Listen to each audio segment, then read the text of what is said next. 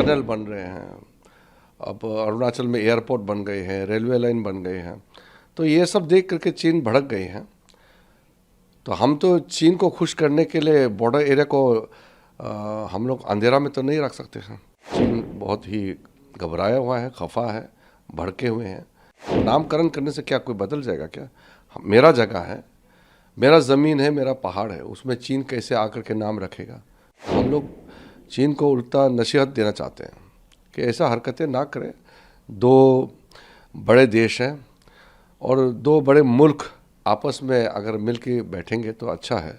चीन घबराया हुआ है क्योंकि बॉर्डर एरिया में अब बहुत काम होने लगा है। इसलिए कांग्रेस के ज़माने में तो बॉर्डर एरिया में काम नहीं होते थे तो चीन बड़ा खुश थे, क्योंकि रास्ता जो भी ढांचा है वो चीन की ओर से बनाया जा रहा था और भारत की ओर से तो बॉर्डर एरिया को छोड़ चुके थे।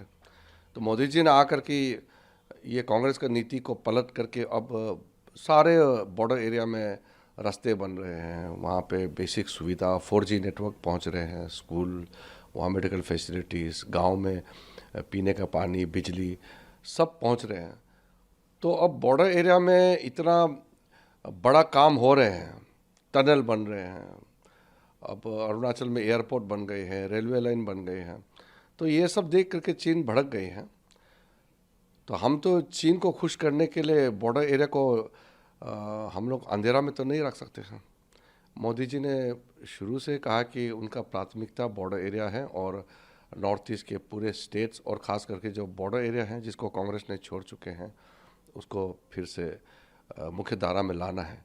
तो ये काम बहुत तेज़ी से चल रही है, इसलिए चीन बहुत ही घबराया हुआ है, खफा है, भड़के हुए हैं।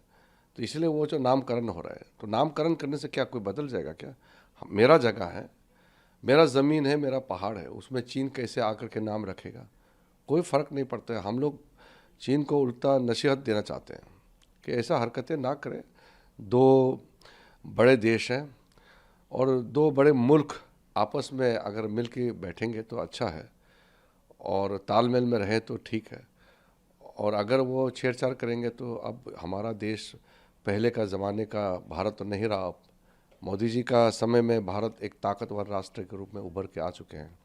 अब ये सब डराने से धमकाने से भारत हिलने वाला नहीं है।